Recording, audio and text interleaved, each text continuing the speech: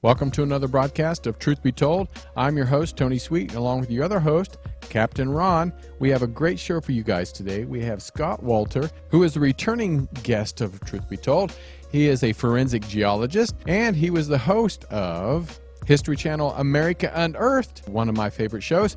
And today we're going to be talking about a discovery that Scott wants to talk about.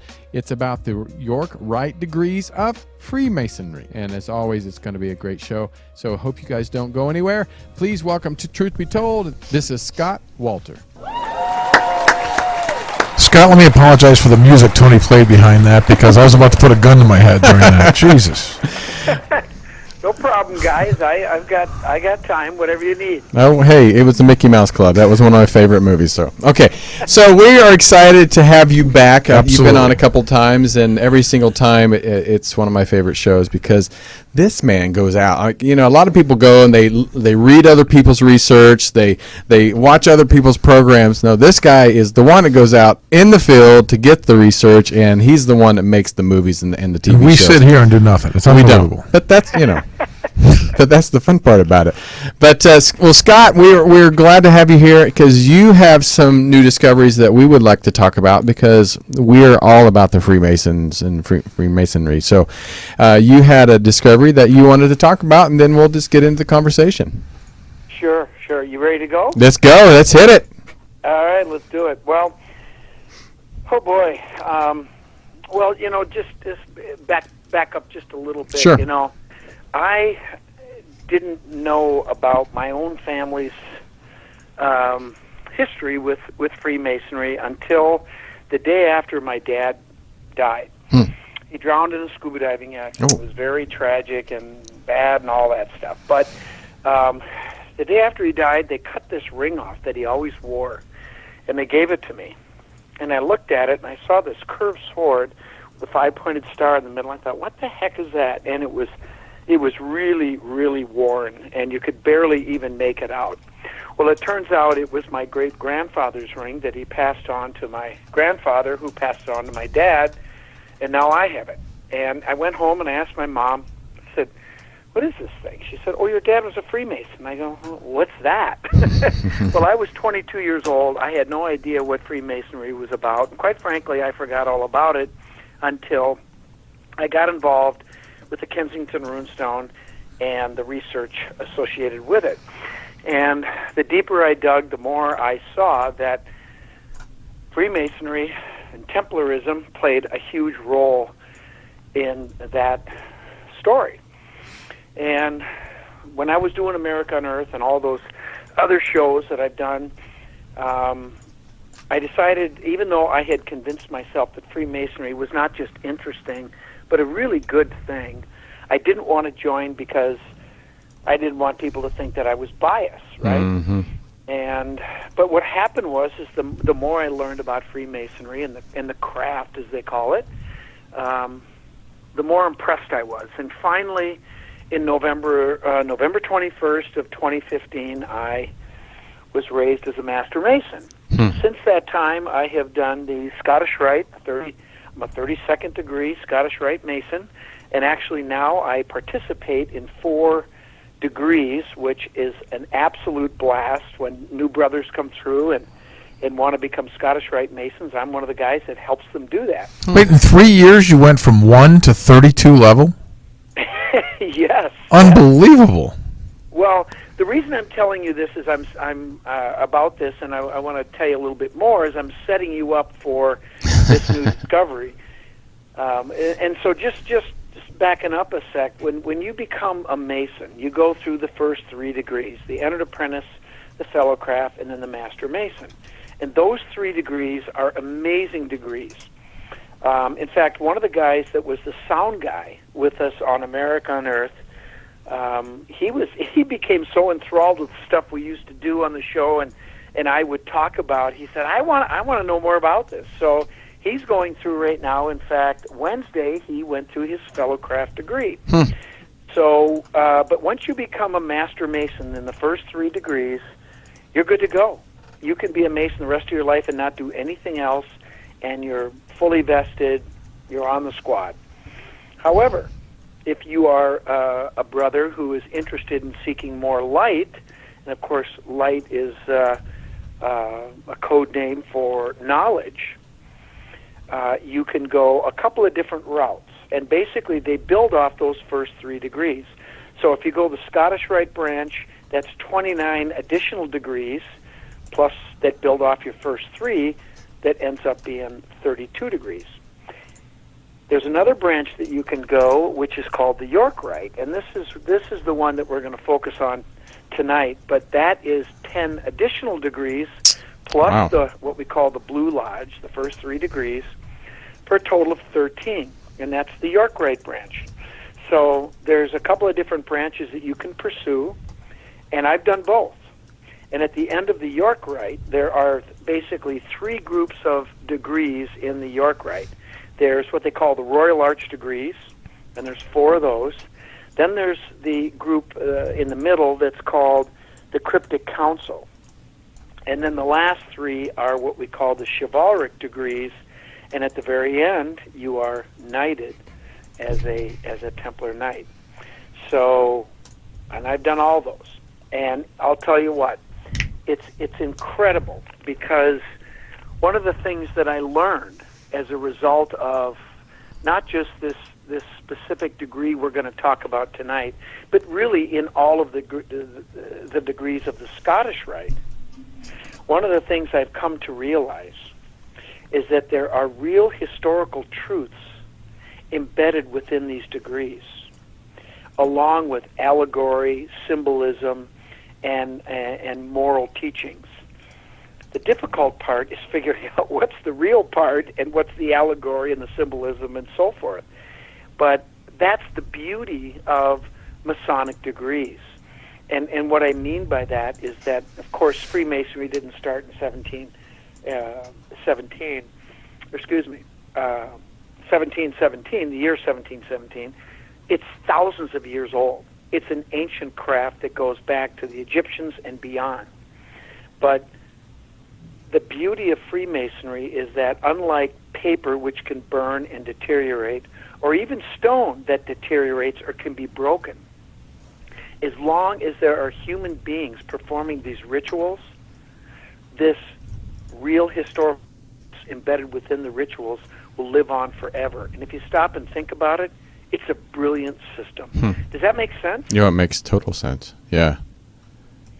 So that was one of the realizations that I came to when I went through one of the Cryptic Council degrees, and specifically something called the Select Master degree, where I discovered something that probably only I could discover. And I don't mean that to make it sound like I've got all this, brilliant knowledge. It has nothing to do with that. What it has to do with is my intimate knowledge of a controversial artifact that you guys know I've spent a lot of time working on, called the Kensington Runestone. Love it. What degree was your father? Well, you know what? I have not dug into the details. I know that he was a Master Mason. He was also involved with the shrine, because the curved sword with the 5-pointed star is a symbol of the shrine. So he was a Shriner. The guys that wear those funny fez hats, and they put on the shrine circus, and of course they're the ones that generate a ton of money for charity, and they put that money towards the Shrine Hospital and various medical charities that help primarily children and people in need. So people can say whatever they want about the Masons, but at the end of the day, one of the things that we do that is our primary focus is we generate a lot of money for charity, and I don't know who can call that a bad thing. And I know I've interviewed several Masons, and one thing I love about it, they accept all religions. They're not they're not prejudiced against And so, could you, for our audience, give us again why that is, why they choose not to choose one religion or the other? Well, it's really quite simple, and I think what I would ask everybody in the audience to do just for a second is just take a step back, and regardless if you're a Christian, if you're Jewish, if you're a Muslim, or if you're a Buddhist, whatever you are, just take a step back for a second and think about what it is that is central to whatever faith you belong to. And that is a belief in a higher power, a deity, God, whatever you want to call it, Allah, it doesn't matter. The point in Freemasonry is whatever you call that deity, it's the same thing for everybody, right? Mm-hmm. It doesn't matter what you call it. It doesn't matter how you worship it or venerate it. It's really the same thing. You're just calling it a different name. It's that higher power that everybody looks up to. And so we don't care what religion you are, because at the end of the day, however you choose to practice your faith, we're all talking about the same thing, a universal God that sort of runs the show. Mm-hmm. In our lodge specifically, our recent master approached me about how we could get an eagle feather for our Native American brothers who take their obligation on an eagle feather to the Great Spirit. Well, is that any different than a Christian's God or Right. Allah in the Muslim faith or Buddha or whatever? It's not any different. And so that's really the reason why all religions are accepted. And there's only two things that we don't talk about when we're in lodge. Guess what they are? Politics and religion. You got it. And the point is we don't talk about things that divide us, because we do have people of different political persuasions. We got Republicans and Democrats, and of course, if anybody's paying attention to politics these days, it's very heated, it's very divided, Mm-hmm. and we just don't focus on that. We focus on the things that we have in common.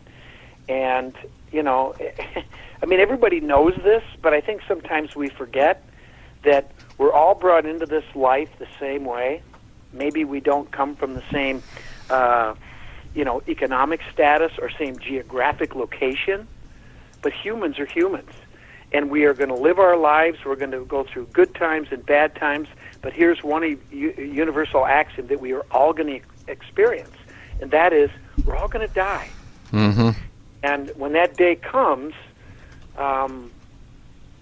people aren't going to talk about how at your funeral how much money you made or how great you were in business. They're going to talk about what kind of a person you were and what impact you had on other people's lives. And I think that's what we all have to remember. And one of the things that Freemasonry does teach us that I think is very important, and that's humility. Mm. And knowing that at some point we're nobody gets out of this experience alive, right?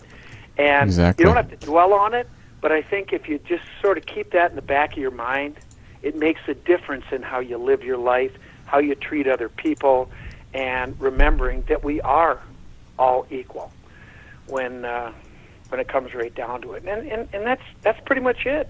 That's it. And I'm also curious with where Freemasonry and the Knights Templar, I don't know if because I know they changed the name at a certain point, but also in all different regions of the planet, it has had influence. And I'm curious on how it influenced maybe early religion, not necessarily just Catholics, but also, from Hindu to other religions. Did it have an influence on any other religion besides just kind of being neutral? You're talking about Freemasonry or Templars?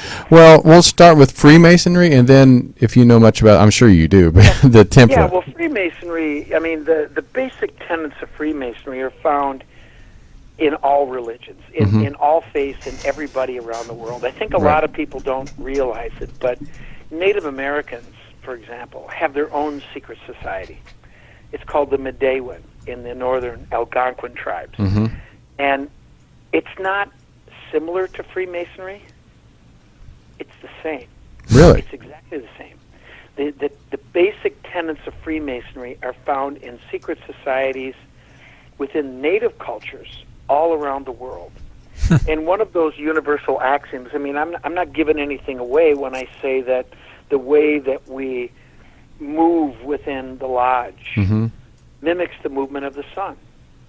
And the stars, the planets, the constellations, all of those things figure very deeply within Freemasonry and secret societies all around the world. And if you stop and think about it, as I said, the craft, if you will, which encompasses all these groups, is ancient. And you don't have to go back very far. And you know what? Some of the younger people might not. I'm joking when I say this, but we didn't have cell phones. We didn't have TV. We didn't have cars. We didn't have lights. We had campfires. And you know what people did? They looked up in the sky, and they paid very close attention. And that phrase within Masonry that I know you guys have heard, as above, so below. Mm-hmm. I mean, it sounds like a cool phrase, and it's very trite and all that. But how can what happens up there affect us down here?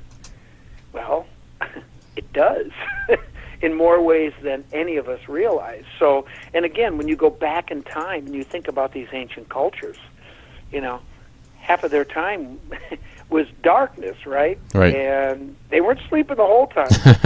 They were watching the heavens, and they were paying very close attention.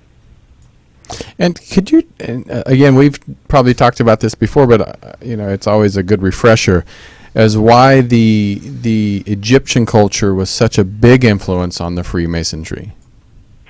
Well, that's where we came from. I mean, we have a degree within the Scottish Rite Mm-hmm. that is just all Egyptian. It's Really?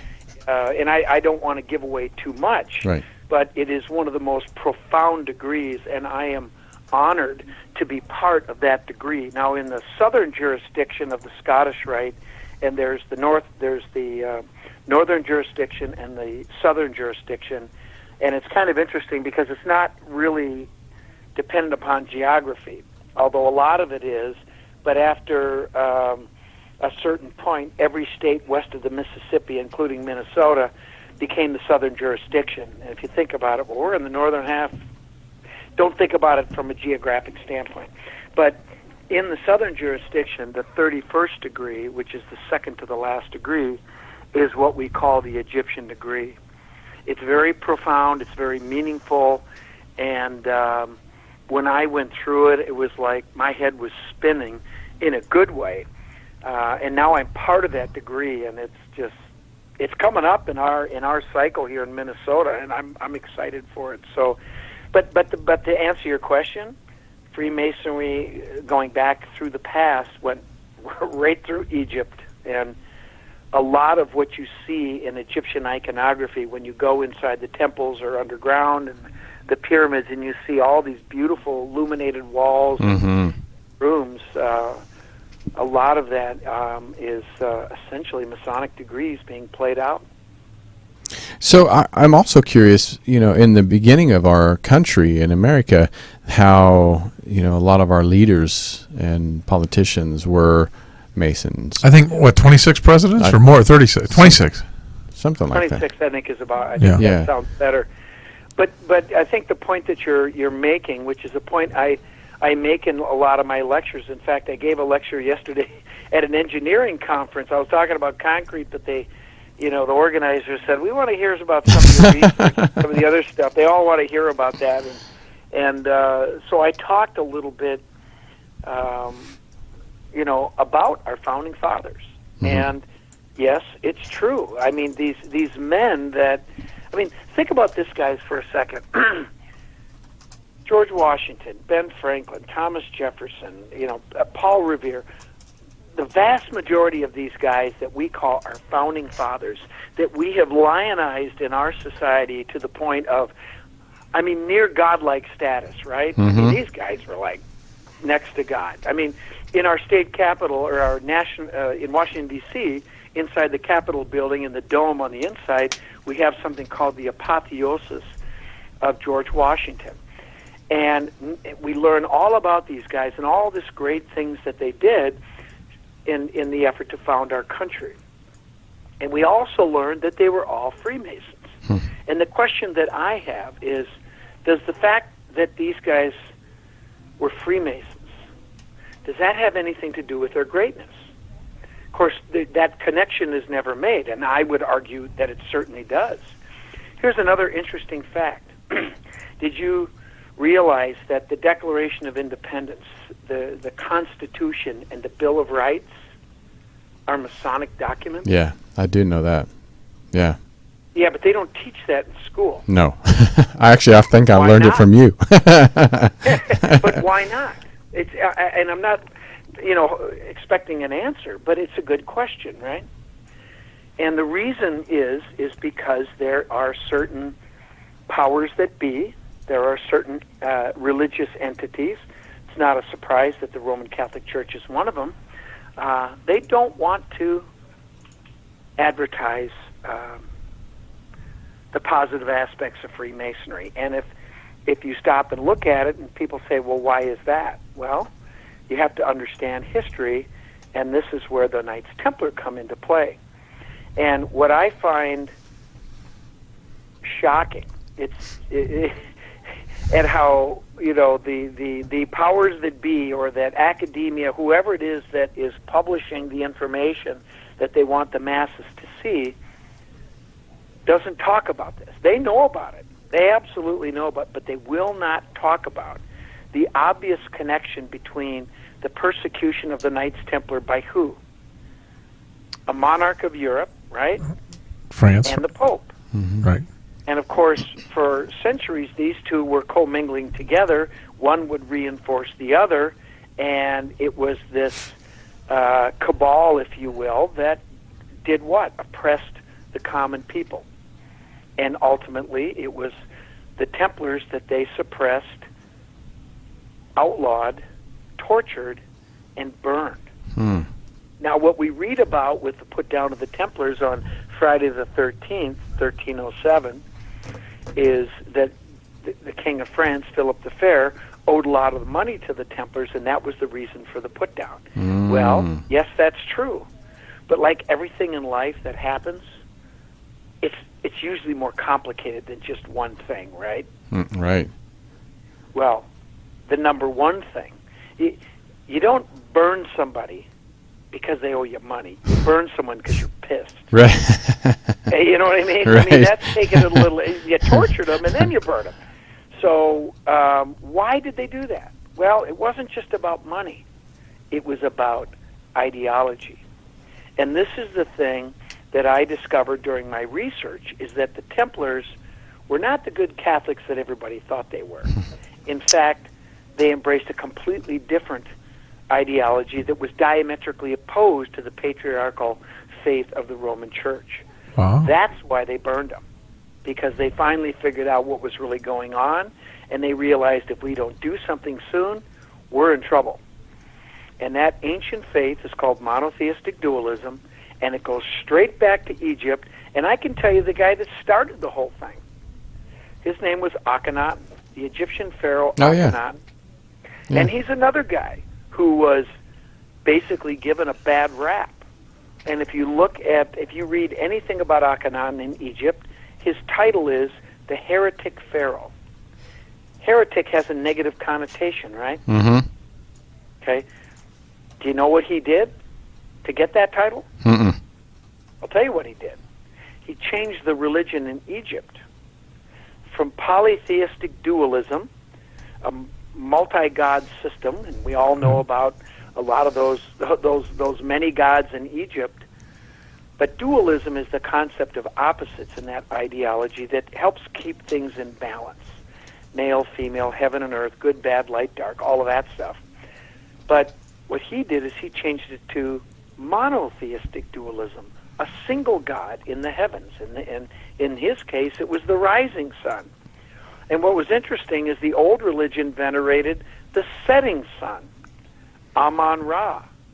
You know, when you say Amen, when you say your prayers, Right. Yeah. that's an old Egyptian phrase. You're basically praying to the setting sun. In the new religion, you're praying to the rising sun called the Aten. That's why he changed his name to Akhenaten. Huh. So that was his crime. the question that a lot of people ask is, why did he do that? Why did he suddenly realize, sorry guys, the old religion of the Apis bull worship is done. Now we're going to go to this new religion. And his followers embraced it, but it was the minor pharaohs of Egypt and their followers that said, we kind of like this old Taurus thing. Leave us alone, and we're not going to follow you.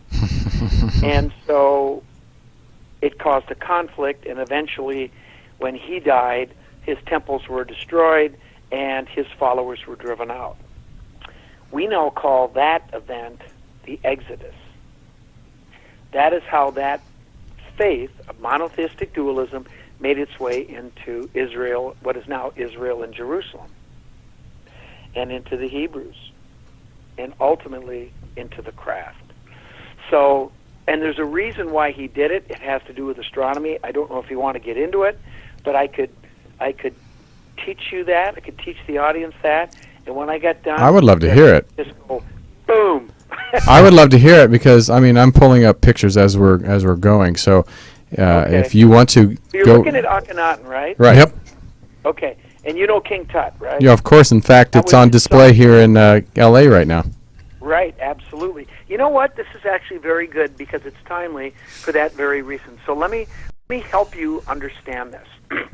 And it's actually more very appropriate because we're just going through the equinox period now, and it's because of it's this particular time of the year when Akhenaten did his thing 3,400 years ago.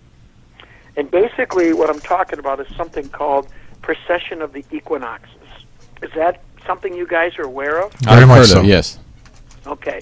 Well, essentially what it is a very long cycle where the 12 primary constellations of the zodiac that encircle the Earth, right? And it's as we look up into the sky, there is this zodiacal belt that encircles the Earth with the 12 primary constellations: Sagittarius, Capricorn, Leo, and so on, right? Mm-hmm.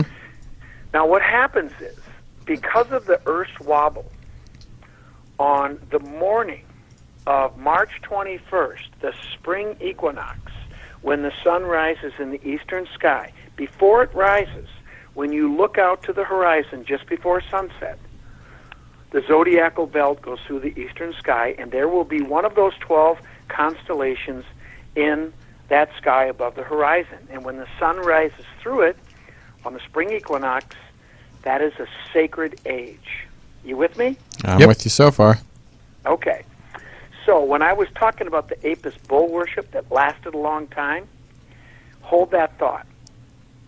So this cycle, this zodiacal belt slowly, very slowly, moves around the Earth, and it takes 26,000 years for it to complete one full cycle where all 12 constellations cycle through the eastern sky on the spring equinox. Okay? Mm-hmm. So if you take 26,000 divided by 12, what do you get? About 2,160 years. Now, the period of each of those 12 ages is not exactly 2160. It's whatever the size of the constellation is when it finally dips below the horizon and the next one cycles through. That triggers a new age. You with me? I'm Yep. with you. Okay. Taurus is a big constellation. It lasted a long time. That's why the Apis bull worship and polytheistic dualism that developed in Egypt became so ingrained in the culture because it was around for a long time, right? Longer than the average period by hundreds of years. But when Akhenaten came into power, being initiated, being a Mason, a Grand Master, to be specific, and the viziers in his court, they were all initiated. His followers, they were all essentially Master Masons, okay? So when he came into power, he knew, because his astronomer priest said, you know what, time to change the age from Taurus the bull to Aries the ram. Now, let me help you with the symbolism that'll prove to you this is true. Look at his picture. Look at King Tut. What are they doing? Let me look. I'm going to pull that up. Okay, there's the Akhenaten, and then I'm going to pull up King Tut. Is he pointing? They got their arms crossed. Oh, yeah, with the scepters, right? Yep, there you go. Yep, exactly the same. Hang on a sec. I'm going You to get got rid it. of that right now. Sorry. You got it. No, that's so what great. they have crossed on their chest is the crook and the flail, right? Right. Well, let me explain the symbolism. The flail, okay, herds the bulls, the followers of Taurus, the old religion. The crook herds the rams, the sheep of Aries. Crossed on his chest represented his attempt to unite the two religions, but it failed. And that's why his people were driven out. Does that make sense? That makes total sense. It's actually brilliant, isn't it? And so, that's great. Yeah, and so King Tut, who, I mean, because he died. His son he died. To carry on the tradition, but he didn't live long enough, and the whole thing failed. Do you think now was this like a conspiracy theory? Was he murdered, or did he die just of natural causes? You know, to be honest with you, I really don't know. I think there's a lot of new research that suggests that he died of natural causes. Oh, okay. But I tend to think that maybe it was a combination of both. I think he was vulnerable physically, and he may have been taken out for this very reason, because he was supporting the change. But it just didn't work. So those followers were driven out. Now, stay with me. Aries is not a very big constellation. It didn't last very long at all. It only lasted about 1,400 years. But the tradition, meaning the people that were following this and initiating people and bringing in new members, that they had their lodge, if you will, continued on. Now, at the end of Aries, the last Grand Master, the last Pharaoh, okay. The last priest, if you will, or the last rabbi, was a guy who typically we see symbolized wearing a wool shawl, carrying a shepherd's crook often, with a lamb in his arm or a lamb in his feet. Who's that? Captain Ron. I don't know who that one is. That'd be John the Baptist. Wow. Ah. Now you know why he's like that, depicted that way. Because he was the last Grand Master of the age of Aries the Ram. And who did he pass the baton on to? Who did he initiate? Jesus. Or, as we say, Baptize. Yeah, Jesus. The new king Yeah. of the new age. The new Fisher King, Tony. Who was born of the Lamb of God, right? Yeah. Right. Because he was born in the final 4 years of Aries the Ram.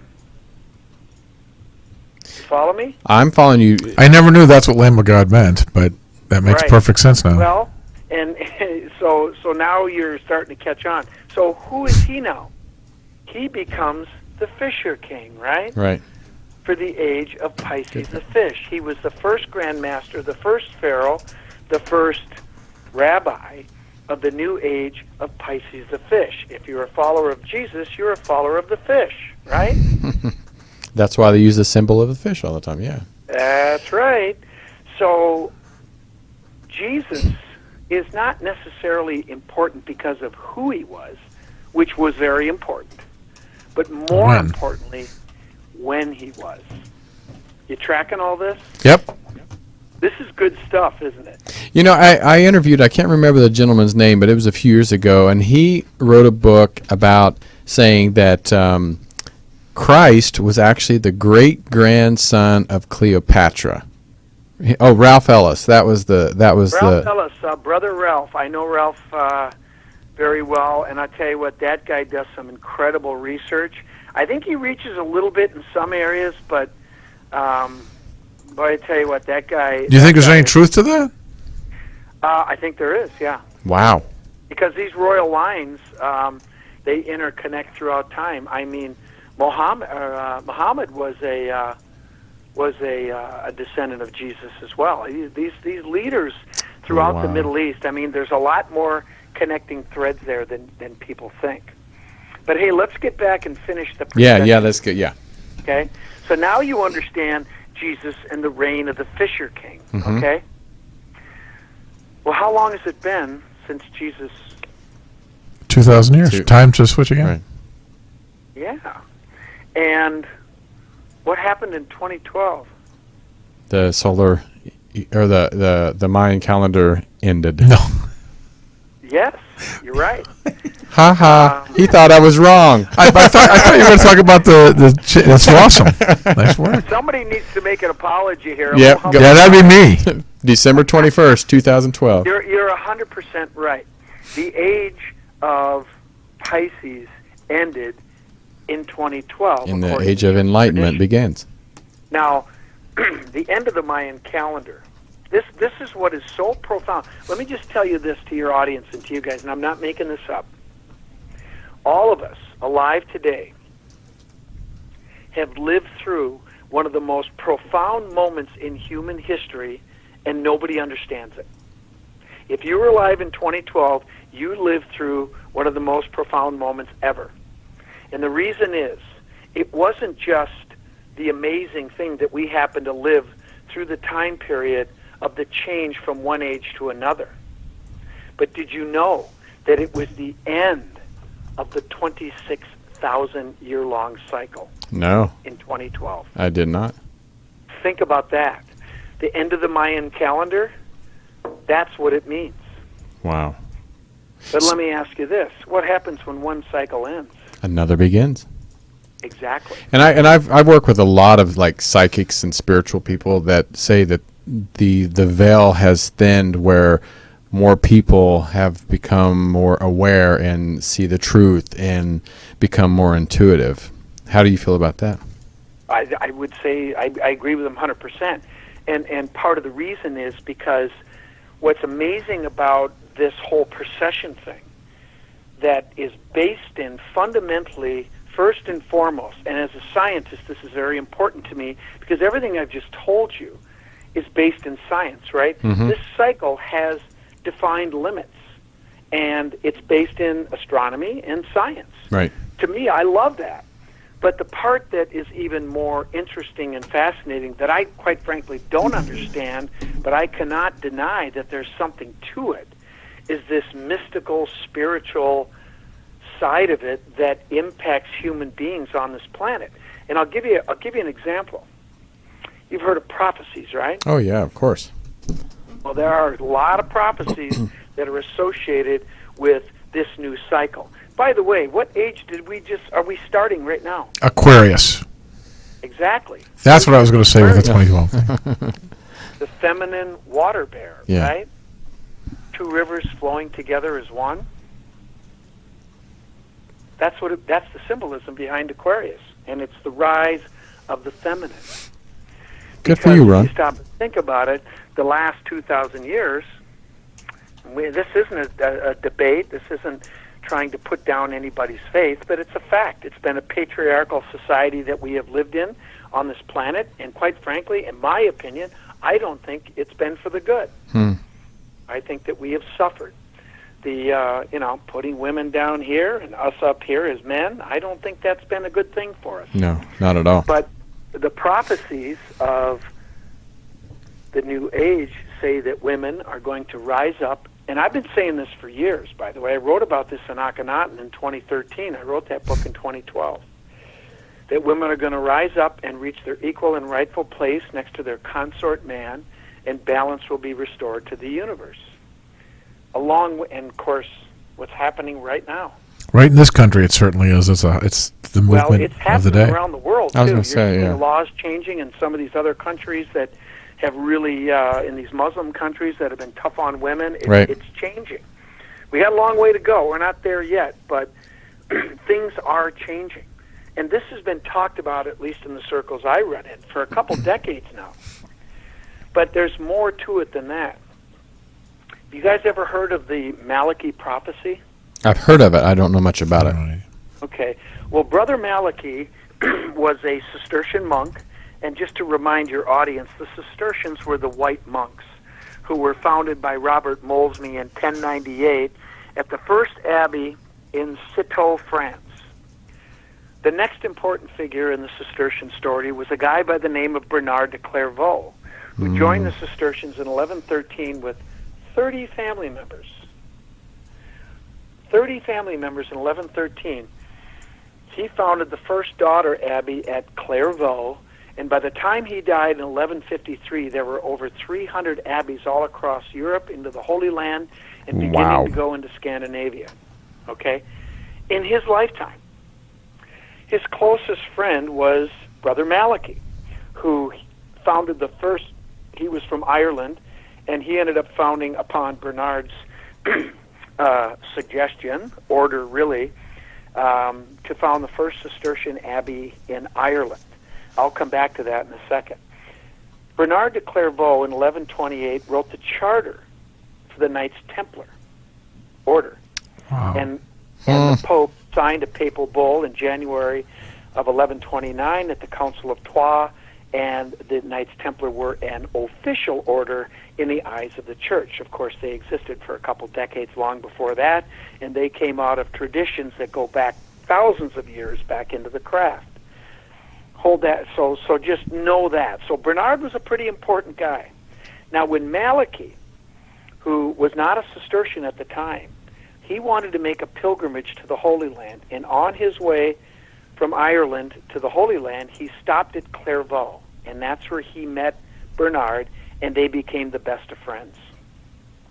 On the way back from his pilgrimage, that's when Bernard said, I want you to found the first Cistercian abbey at Mellifont in Ireland, which is north of Belfast, probably 45 minutes, in a place called the Boyne Valley. Have you ever heard of something called Newgrange? Have you heard of that? I know. I have not. Well, I'm learning some new stuff today. It's a site that is, in my opinion, greater than Stonehenge in England. Wow. Oh, I'm looking at pictures right now. Wow, that's beautiful. Yeah. Okay. Now that entire thing, the sides of that they call it a passage tomb. It's not a death tomb. It's a Venus chamber is what it is. Its primary alignments are to Venus, although the Sun and Venus follow the exact same path. Right. So people mistakenly called it a solar alignment, but it's actually more accurate to Venus. But in any case, that is on the lands, or what they call the granges, of the Abbey of Mellifont that is now in ruins. But in any case, that's what Malachy founded. When Malachy died, he went back to Clairvaux, and he died in Bernard's arms. And their parts of their bodies are buried together. I mean, that's how close of friends they were. Wow. But in the 12th century, in the 1140s, Malachy made many, many prophecies about what would happen in the future. One of them that he said was, in 2012, the current pope would resign. And he did. The new pope would be from the New World, not the Old World, 2 for 2, and he would be the last pope. Isn't he the guy who came up with that list of 112 popes in a row or something? Yes. It's the same one. And then what they are is they're basically phrases that, you know, let's face it, you can twist it a little bit and make it fit, but in some cases he was spot on. But the question I want to ask you is, how did he know that in 2012 something special would happen? That's pretty good. He understood precession. Yeah. He was initiated. He knew that 2012 was when the age would change and things would happen. So let me tell you what happened. If you go to the very end of my book, Akhenaten to the Founding Fathers, the last picture I have in there is of Brother Francis, the new pope. Right. I'm pulling it up right now. See if I can find it. You notice how I called him brother? Right. He was a Mason. Look at him. When he stepped out on that balcony, he flashed a sign. I looked at my wife, Janet, and I said, Jan, he's on the squad. Wow. Different. Do you see it?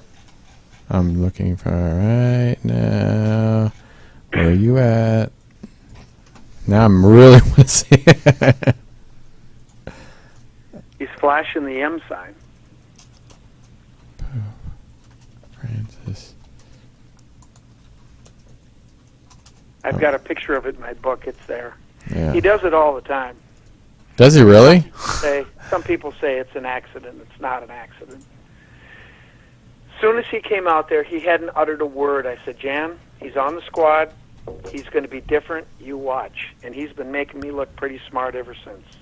So why would he be the last pope? That's a great question.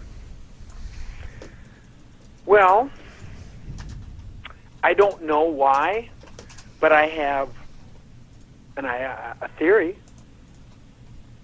Want to hear it? I do want to hear it. Don't tease us like that.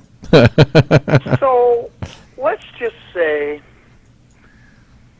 we were already talking about it, that there are very important people who are very famous people who descend from Jesus and his family, right? Right. Isn't that what you said? Cleopatra? Yep. Absolutely. Yep. Okay.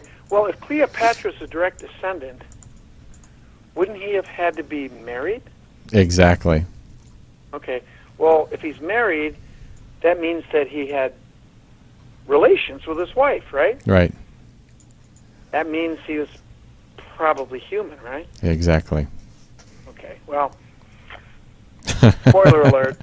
Right. I'm sorry. A lot of Christians. You know what? This is my opinion. I'm not trying to be a buzzkill for anybody, right. For Christians, and I mean that. I'm not trying to be disrespectful or attack anybody's faith, but you know what? As much of a right as they have to believe what they want, I have that same exactly. right. Good for you. And I have just as much right to express it, and I'm totally serious when I say this, guys. I don't mean to offend anybody. But let's just go with this premise, okay, that he was just like all the rest of us, okay, and he was married, and they had children, and their children had children. Well, think about it like this, okay? If we go on that way, and really what we have to do is define the discussion.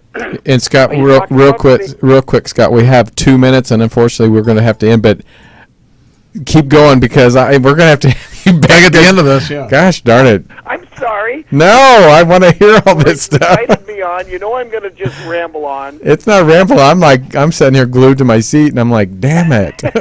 Well, you know what? Let me just wrap up the whole thing with Francis. Okay. Got it. So, again, you have to define the discussion. Are you talking about faith, or are you talking about real life? And for now, we're talking about real life. No offense to faith, but just put it off to the side for a second. Let's just talk about real life, okay? Men and women get married, they have kids, and so on. It's a fact that everybody walking on the planet today, every one of us, has ancestors that were alive 2,000 years ago, right? Right. That's a fact. That's a fact. Nobody can deny that. So why is it such a stretch to believe that these two people in the 2,000 years ago couldn't have hundreds, if not thousands, or tens of thousands of descendants walking around the planet today? In fact, they do.